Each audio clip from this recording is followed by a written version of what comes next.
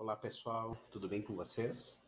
Hoje nós preparamos uma aula para falar sobre esse evento catastrófico que aconteceu em maio de 2024 aqui no Rio Grande do Sul. Então vamos começar falando aí sobre as enchentes históricas. É uma aula preparada para os estudantes da Escola Estadual Governador Jorge Lacerda de Torres, no Rio Grande do Sul. A gente vai tentar entender um pouquinho dos motivos, as causas, as reflexões que podemos tirar e as lições também apresentadas com essa catástrofe natural. Aqui eu separei uma matéria do Globo para vocês, falando sobre a tragédia no Rio Grande do Sul. Guaíba, que é um lago, atinge o maior nível já registrado e a água ameaça diques de proteção em Porto Alegre. Olha só que notícia preocupante, então, para os moradores da capital do Rio Grande do Sul, né, sabendo que as proteções aquáticas podem romper a qualquer momento e aumentar ainda mais essa tragédia. Aqui nós temos uma foto do estádio do Grêmio, completamente alagado, e quando um estádio de futebol com esse investimento chega nessa situação, é porque a coisa está muito grave. Então vamos lá, a tragédia no estádio está associada a 3 fatores. As correntes intensas de vento, corredor de umidade vindo da Amazônia, que aumenta a força das chuvas, e o bloqueio atmosférico que aconteceu ao norte do Rio Grande do Sul, não deixando que essa massa de ar muito úmida se dissipasse, criando chuvas de até 700 milímetros no território do Rio Grande do Sul. Aqui mais uma foto, ó.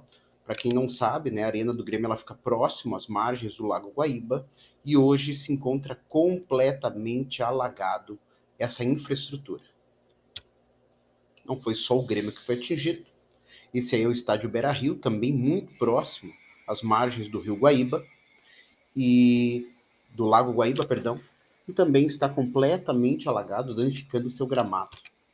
Mais uma foto para vocês verem aí o potencial de destruição desta enchente.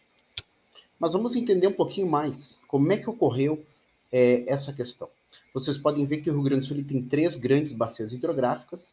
A gente destaca essa bacia em verde, chamada Bacia do Lago Guaíba, e todos esses rios afluentes, os tributários, eles acabam desaguando aqui no Lago Guaíba, na capital do Rio Grande do Sul, Porto Alegre, o que elevou muito as águas desse lago.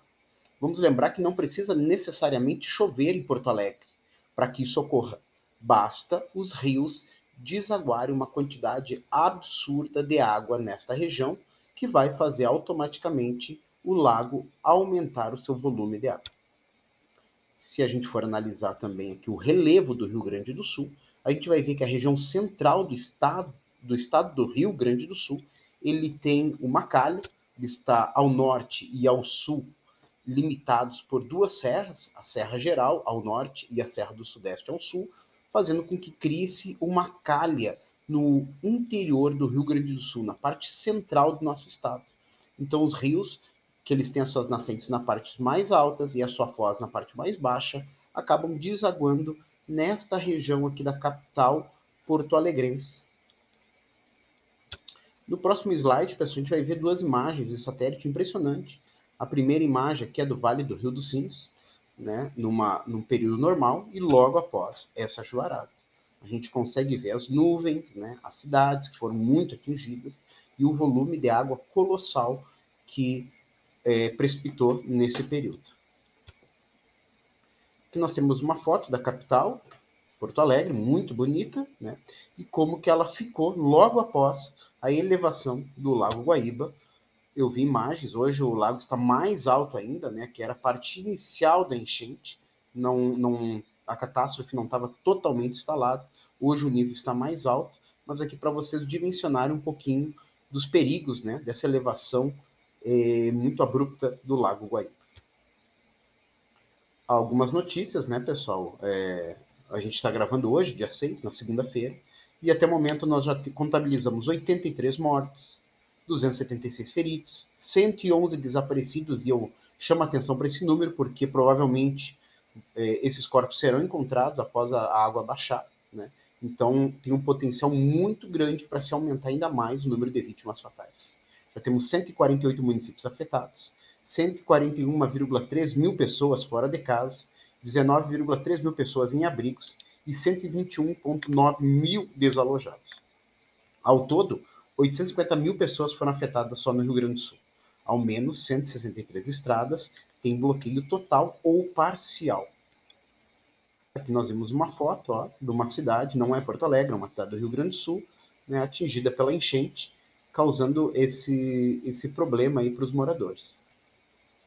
No dia 28 de abril, um alerta laranja do Instituto Nacional de Meteorologia, o INMET, apontou um risco de tempestade em todo o estado. E já no dia 29, uma casa pegou fogo após ser atingida por um raio. As primeiras mortes foram registradas no dia 30 de abril. Aqui um pouquinho também de uma foto de Porto Alegre, a entrada de Porto Alegre, ao fundo lá nós temos a Arena do Grêmio, quando ainda não estava completamente alagado. As fotos de hoje são mais impressionantes. Toda essa freeway aí, né, essa estrada, é assim que os gaúchos chamam, já está completamente alagada. Vamos cuidar com as fake news, pessoal. Né? Nas redes sociais a gente tem visto muitas notícias falsas. E aqui eu trouxe um exemplo de fake news. Todas essas imagens que vocês estão olhando aí, eu criei através da inteligência artificial. Elas não existem. Então essa é uma nova ferramenta que pode ajudar a difundir mentiras, né? É uma ferramenta que pode ser utilizada tanto para coisas boas quanto para as coisas ruins, que é o caso aqui de um exemplo que eu trouxe para vocês. Imagens que não existem. Essa imagem eu criei, parece que é Porto Alegre, muito mais alagada, mas não. É uma imagem de inteligência artificial. Aqui mais uma imagem de inteligência artificial e finalizamos aí com essa última imagem para vocês verem o poder, né, que pode ser criado através da criação artificial de imagens.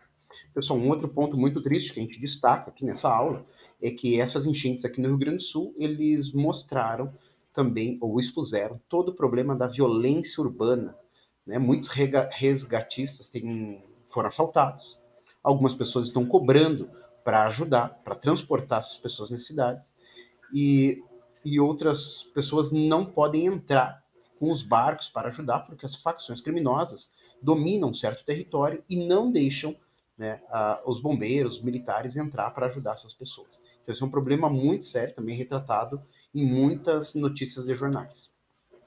Pessoal, e fica a pergunta aí, como prevenir essas tragédias? Aqui eu trouxe uma fonte da Sociedade Brasileira de Ciência, onde eles alencam 10 itens importantes para a gente fazer para evitar essas tragédias. E eu estava pesquisando aqui, eu vi que não falta recomendações. Mas por que não se investe? Por que tão pouco investimento nessas áreas? Por mais que tenha verba para isso, são feitos poucos projetos dos governos estaduais para poder receber essas verbas e investir nesse processo para evitar essas novas tragédias.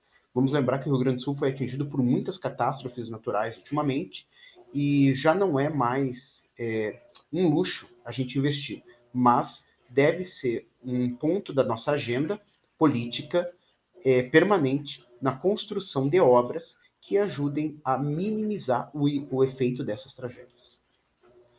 Pessoal, aqui a gente tem que pensar também nas ações futuras. Né? O governo vai ter que reconstruir estradas, as fibras ópticas que foram rompidas, as moradias, as redes de saneamento, as lavouras, pontes, etc. Então a gente vê um cenário de destruição muito grande, o que vai levar um tempo para ser reconstruído. E a preocupação é que as pessoas deixem de ajudar, deixem de colaborar, de doar, de fazer essa assistência, que logo agora no início dessa tragédia ela está fantástica, muita gente querendo ajudar. A gente vê a solidariedade não só do povo do Rio Grande do Sul, mas dos outros estados do Brasil querendo ajudar então essa população. Aqui eu trago um destaque também, pessoal, dos problemas que podem acarretar essas chuvas, que são as doenças, e a gente não pode deixar também de destacar que muitos animais foram abandonados, né? Muitos pets ficaram de lado. Eu entendo a preocupação das famílias, né? Eu vi relatos de pais vendo quais os primeiros filhos que vão ser socorridos, que vão ser resgatados. Então até isso tem que pensar, e os animaizinhos, infelizmente, eles acabam, né, sofrendo muito mais com essas enchentes. Então aqui um destaque também para essa reportagem. Nesta aula, pessoal, também a gente pode abranger um tema que eu acho que ele está muito em voga, é um tema importante para o Enem, que é o racismo ambiental, um conceito criado há pouco tempo, né, e que basicamente ele fala que as pessoas que mais acabam sofrendo com esses problemas climáticos e ambientais é a população mais pobre, são os mais vulneráveis, que vivem em áreas de risco, né? Então a gente acaba percebendo claramente quando ocorrem essas tragédias que a maioria da população atingida são as pessoas de baixa renda que acabam ocupando essas áreas que não é tão indicada assim para moradia. Finalizamos aqui, pessoal, vendo o que a gente poderia doar para as pessoas atingidas pelas enchentes, né? E aqui eles pedem água, cestas básicas, alimentos, roupas, calçados, roupas íntimas, tudo novo, né, pessoal? Por favor. Leite em pó, cobertores, colchões, fraldas para adulto, infantil, talheres descartáveis, roupas de cama, toalha, sacos de lixo, material de higiene, material de limpeza, rações para animais, mamadeiras, bicos, chupetas para criança. Eu vi também o pedido de carregadores de celular, extensões para as pessoas poderem continuar conectadas, falando com seus familiares, tranquilizando ou dando notícia. Gente, eu quero agradecer aqui a presença de vocês. Espero que vocês tenham gostado dessa aula. Deixe aí no seu comentário, tá bom? Um abraço.